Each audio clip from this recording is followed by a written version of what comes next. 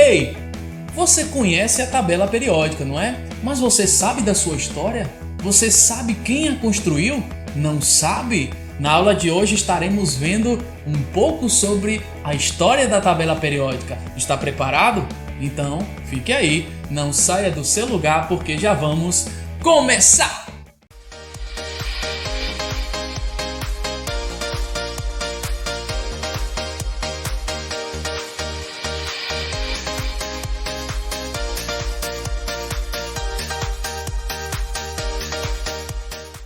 É da característica do ser humano organizar as coisas, seja por questões de estética, seja para facilitar a compreensão. Neste sentido, os elementos químicos que foram descobertos passaram a ser inseridos em uma tabela, que hoje conhecemos como tabela periódica.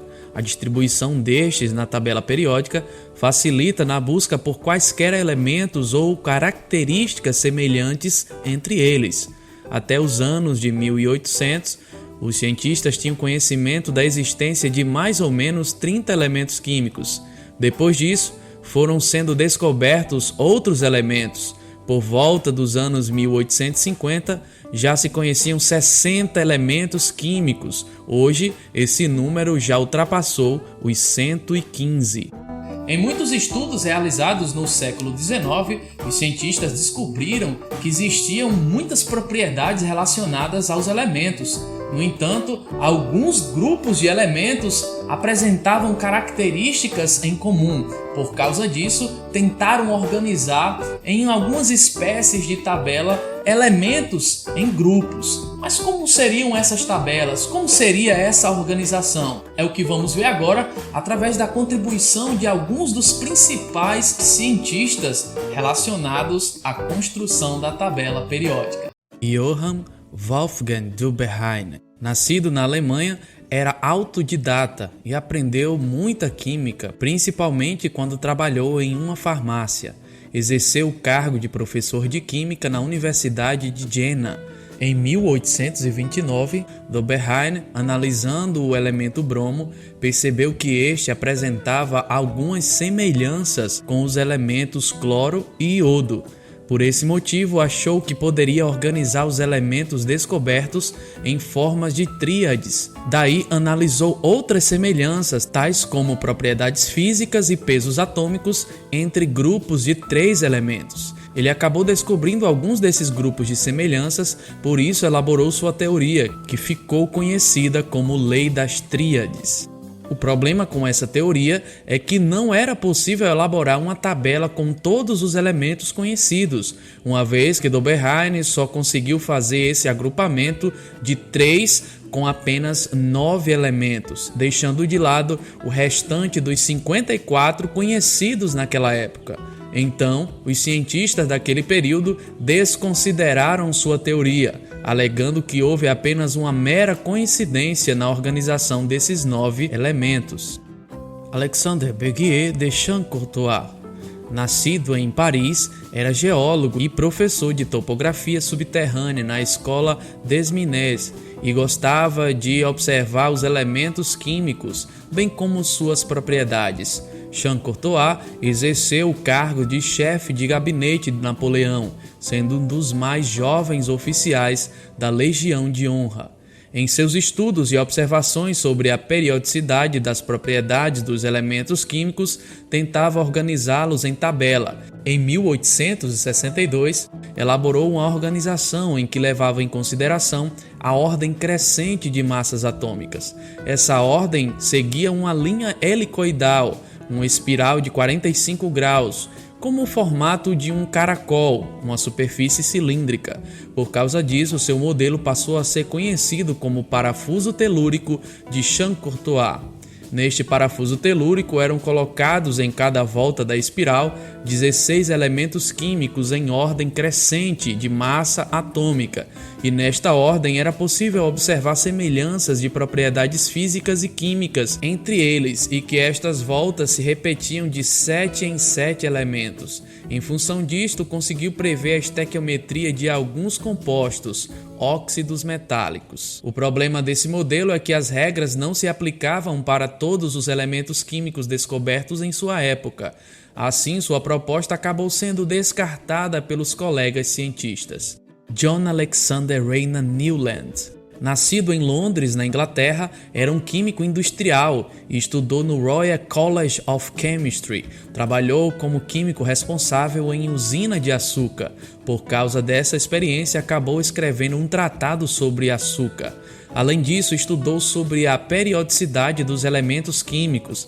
Ele propôs em 1864 a Lei das Oitavas, que seria uma relação das periodicidades dos elementos com as notas musicais. Sua ideia consistia em organizar 11 grupos de elementos com propriedades físicas e químicas semelhantes entre si, com massas de relação de multiplicidade 8, por isso o nome Lei das Oitavas. Os elementos eram postos em ordem crescente de massa atômica em colunas verticais que continham 7 elementos cada. Newland observou que nessa configuração as propriedades se repetiam periodicamente. O problema é que essa proposta não se aplicava ao hidrogênio e nem a vários outros elementos. Assim, seu trabalho não teve respaldo perante a comunidade científica da época. Apesar disso, sua pesquisa foi bastante significativa para a construção da tabela periódica atual. Newland recebeu o reconhecimento do seu trabalho em 1887 em uma condecoração no Royal Society of London. Julius Lothar Meyer. Nascido em Varel, na Alemanha, Meyer se formou em medicina, mas acabou se dedicando aos estudos na química, se tornando professor em algumas universidades do país. Ele apresentava o desejo pelos estudos relacionados às massas atômicas. Em suas pesquisas, calculou o volume atômico de 63 elementos químicos já descobertos até a sua época. Em 1866, Meyer publicou uma tabela onde constavam elementos químicos distribuídos e organizados em grupos. Esta organização levava em consideração as valências de cada elemento. Ele percebeu dessa forma que existia uma diferença de massas atômicas entre os átomos vizinhos do mesmo grupo e esta diferença se repetia de forma constante.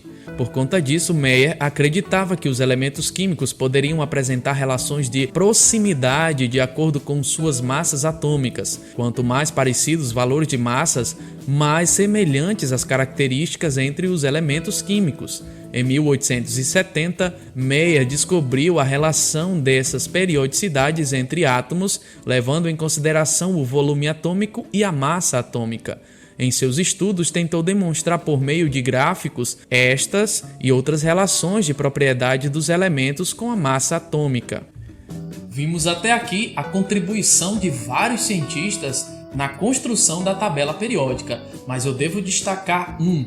O nome dele era Dmitry Ivanovich Mendeleev, russo, nascido em Tobolsk, na Sibéria. Ele era filho de professor e de mãe que adorava ciências. Apesar disso, em seu ensino secundário não se destacou muito, mas quando chegou na universidade ganhou destaque como grande pesquisador na área de química. Se destacou também como professor. Era conhecido por ter aulas maravilhosas, onde os alunos, mesmo diante de problemas e assuntos difíceis, ele conseguia fazer com que todos aprendessem. Mendeleev também se destacou pelos trabalhos publicados nas áreas relacionadas ao petróleo e nas periodicidades dos elementos.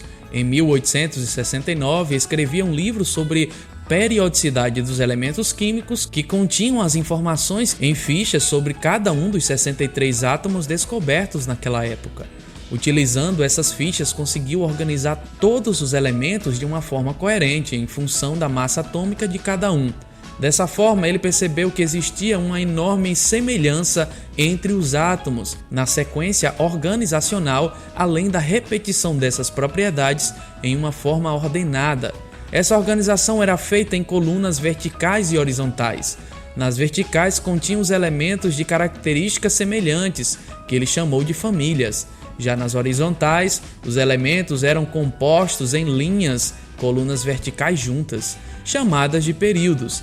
Ele colocou os elementos em ordem crescente de massas atômicas. Mendeleev foi o primeiro a propor uma organização que incluísse todos os elementos químicos conhecidos. Sua proposta ficou conhecida como Lei Periódica, que dizia que as propriedades dos elementos são funções periódicas relacionadas às massas atômicas dos elementos, e isso também se aplica às substâncias simples e compostas.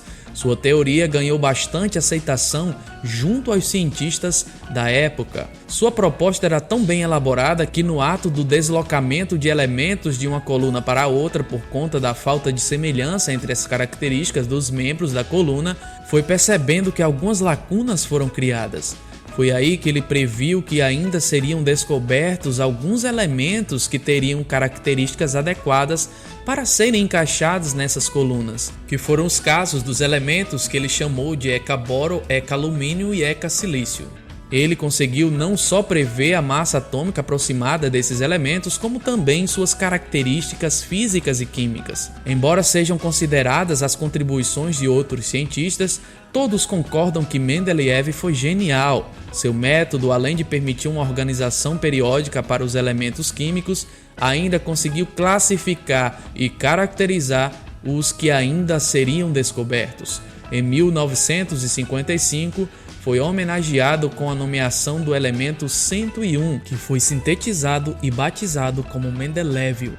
Outro cientista que merece grande destaque é Moseley, britânico nascido na Inglaterra. Formou-se em física e em química. A sua contribuição estava pautada na organização dos elementos na tabela periódica, levando em consideração os números atômicos de cada elemento. Foi também muito importante em outros estudos em parceria com ninguém menos do que Ernest Rutherford. Henry Green Jeffrey Moseley. Moseley realizou vários estudos relacionados à espectroscopia de raio-x. Estudou sobre as emissões desses raios-x por átomos bombardeados por feixes de elétrons. Ele chegou à conclusão de que essa emissão de raio-x dos átomos bombardeados estavam relacionados aos valores de cargas positivas presentes no núcleo dos átomos, sendo este um valor inteiro. Verificando que os átomos diferentes apresentavam valores diferentes desta carga positiva, concluiu que se tratava de um número característico ao átomo, que depois ficou conhecido como número atômico. Na sua teoria, provou que as propriedades dos elementos químicos variavam de forma periódica, de acordo com os valores dos números atômicos ou número de prótons. Em 1913, formulou a seguinte lei: muitas funções físicas e químicas dos elementos químicos e substâncias simples formadas por eles variam em função dos seus números atômicos. Hoje sabemos que em um átomo os números de prótons e elétrons são iguais. Quando é feita a distribuição dos elétrons de átomos diferentes e quando estes apresentam o mesmo número de camadas de valência, observamos que estes apresentam propriedades semelhantes, isto é, pertencem à mesma família na tabela periódica. Com base nessas contribuições de Moseley, a tabela periódica atual foi construída. Nesta tabela, os elementos químicos estão organizados em ordem crescente de número atômico, onde a família e os grupos se localizam em colunas e os períodos ficam em linhas na forma horizontal. Até aqui a tabela periódica estava praticamente pronta, só que ainda faltam destacar alguns cientistas muito importantes para a finalização do que hoje conhecemos como a tabela periódica atual. William Ramsay, nascido em Glasgow, na Escócia, era filho de um engenheiro civil, William Ramsay, e sua mãe Catherine. Ramsay foi nomeado na University College de Bristol em 1879 como professor de química. Em seus experimentos, isolou o elemento presente no ar, que até então era desconhecido. Ele percebeu que este elemento não possuía reatividade química. Ele nomeou este elemento de gás argônio. Em trabalho conjunto com Maurice Travers, Ramsay descobriu neônio, criptônio e xenônio. Depois, em 1910, ele caracterizou o radônio. Em 1904, recebeu sua congratulação máxima, o Prêmio Nobel de Química, justamente por causa das suas descobertas relacionadas à família dos gases nobres. Glenn Theodore Seaborg, Nascido em Michigan, nos Estados Unidos, Seaborg se tornou químico e ficou bastante conhecido por ter trabalhado no projeto da bomba atômica. No que concerne aos elementos da tabela periódica, realizou pesquisas envolvendo átomos com números atômicos maiores do que 92, ou seja, os transurânicos. Além disso, contribuiu para a organização da série dos actinídeos, uma série pertencente ao grupo dos elementos de transição interna da tabela periódica. Por causa dessas contribuições e da descoberta do plutônio, ganhou o Prêmio Nobel da Química no ano de 1951. Além do plutônio, Seaborg e sua equipe descobriram o américo, o cúrio, berquélio, califórnio, estênio, férmio, mendelévio e neobélio, que corresponde aos elementos de número 94 ao 102, que fazem parte dos actinídeos. Em 2019, a tabela periódica completou 150 anos e a Organização das Nações Unidas criou uma resolução que definiu o ano de 2019 como o Ano Internacional da Tabela Periódica. Essa foi a forma de reconhecer uma das mais importantes criações do meio científico. Essa foi a história da tabela periódica. E aí, gostaram? Se sim, fique conosco nas próximas aulas. A gente se vê por aí. Bons estudos. Tchau!